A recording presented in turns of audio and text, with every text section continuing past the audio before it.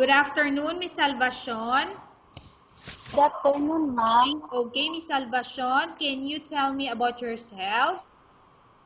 Ma'am, I'm Salvacion Chavez from Bicol region. I am 38 years old and I have one daughter. Okay, I have few questions for you to answer. So let's start.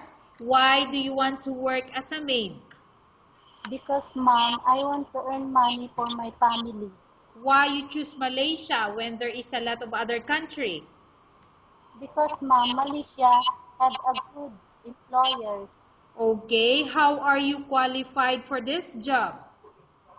Because, ma'am, I'm hardworking. May I know what is your education level is? I'm high school graduate, ma'am. What is your recent working experience?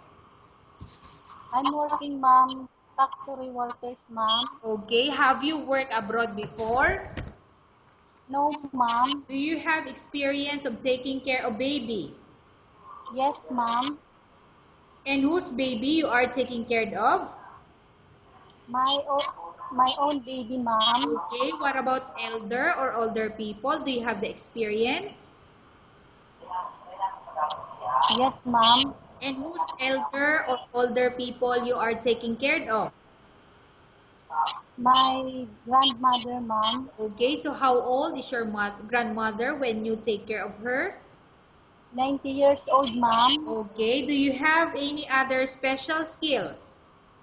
Yes, ma'am. Can you tell me what are those special skills do you have? Cooking, ma'am, and cleaning. Are you willing to learn new skills? Yes, ma'am. Are you willing to work with a family where the mother-in-law or any relatives stay together?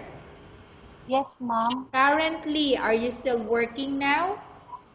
No, ma'am. Do you know how to cook? Yes, ma'am. What sort of food can you cook? Adobo, ma'am. Okay, so only Filipino food that you can cook like adobo? Yes, ma'am. Are you aware that you will have to do washing, cleaning, ironing, and cooking?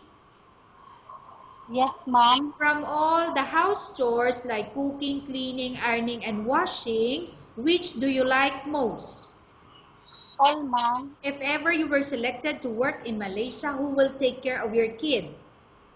My mother, ma'am. You are not allowed to use handphone or cell phone during working hours. Yes, ma'am. You are only allowed to use handphone after you finish all the works and when going to bed. Yes, ma'am. You are strictly needed to surrender the handphone to your employer in the morning and your employer will return back to you once you're going to bed. Yes, ma'am. If ever your employer finds out that you're abusing your handphone and it's affected your work performance, your employer will confiscate your handphone and you're not allowed to hold it anymore. Instead, your employer will allow you to call to your family 3 times in a month. You're only allowed to bring normal phone and you're not allowed to bring smartphone. Are you agreed for the terms and condition? Yes, ma'am. Are you agreed to the rules and regulation for the handphone? Yes, ma'am. How many years is the contract as you agreed and understand? 2 years, ma'am. Can you describe for me your ethics or your attitude? I'm a simple girl, ma'am, and hardworking, ma'am. How can you assure to us that you will work hard in Malaysia? I will do my best, ma'am. Can you promise not to use a telephone without the permission of your employer? Yes, ma'am. Can you promise not to put on makeup but to dress properly while work? Yes, ma'am. Can you promise not to invite friends and relatives without the consent of your employer?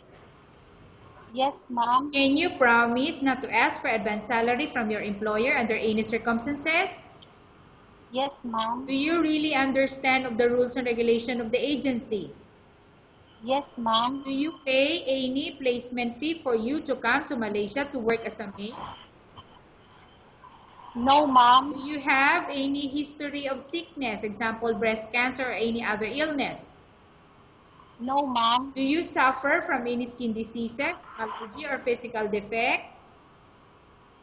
No, ma'am. Have you suffered from any serious illness? No, Do ma'am. you smoke?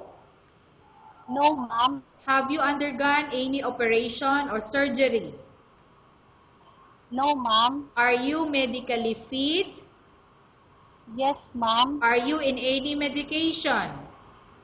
No, ma'am. Are you allergic with any food? No, ma'am. Are you prepared to work for the employer of any race?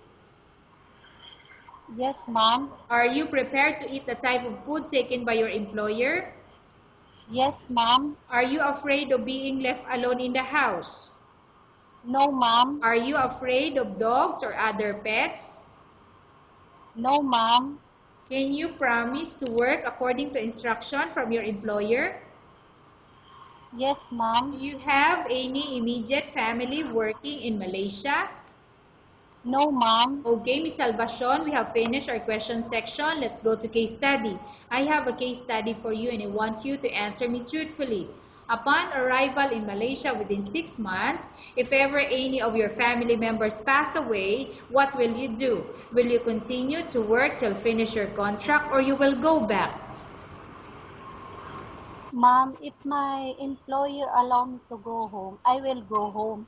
If not, I will send money for my family and I will continue my contract. Okay, tell us about yourself and why do you want to work in Malaysia as domestic helper? I'm Salvacion Chavez from Bicol region. I am 38 years old. I have one daughter. I want to work to Malaysia because I want to earn money for my family. Okay, Miss Salvacion, what do you want to tell to your employer who watching your video? Ma'am, sir, please choose me as a housemaid. I promise I will do my best and I will take care of your baby. Okay, thank you very much, Miss Salvacion. We will update your agency if there's any selection made by the employer. Thank you, ma'am.